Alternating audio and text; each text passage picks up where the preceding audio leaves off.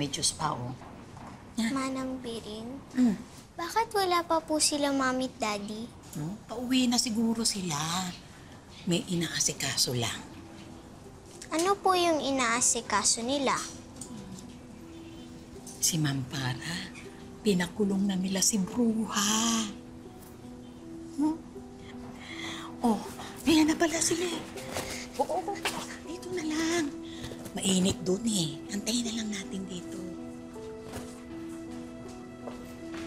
Mami!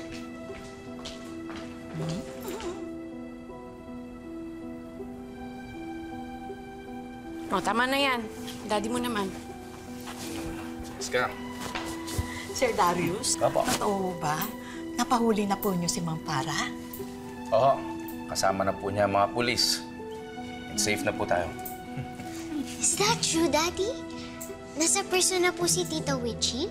Yes, it's true. Nasa presinto na siya and wala na siyang magagawa para saktan tayo.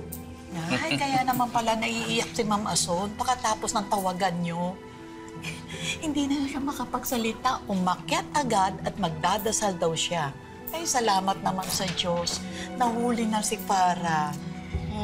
Well, thanks to Lucy and her brilliance, dahil ngayon mabibigyan ng hustisya ang ginawa ni Farah sa aking kapatid. Hindi mo naman kailangan magpasalamat sa akin, Darius. Ginawa ko lang naman kung ano yung dapat para tantanan na tayo ni Farah. Para tuluyan na siyang mabulok sa kulungan. Me too! Halika.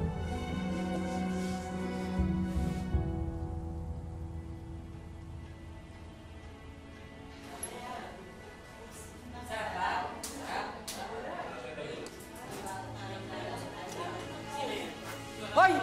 Magsilayo nga kayo! O, titingin pa to, oh! Sige na, pumunta na kayo doon! Huwag ka nang tumingin! Gusto mo na naman na maganda eh!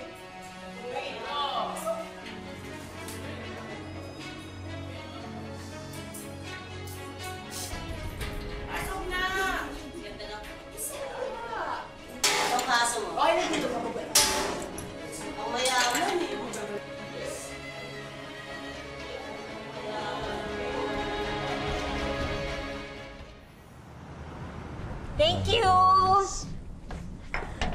Manang Biring! May cake ako! Manang Biring, tawagin mo yung mga kasambahay at saka security guard. Kumain tayo. Madala akong cake. Alam ko kasi na naapektuhan kayo lately sa nangyari. Kaya mag-celebrate tayo. Plato, Manang Biring, baka naman. Huwag kang kakain yan, ha? Diba crush mo si Farah?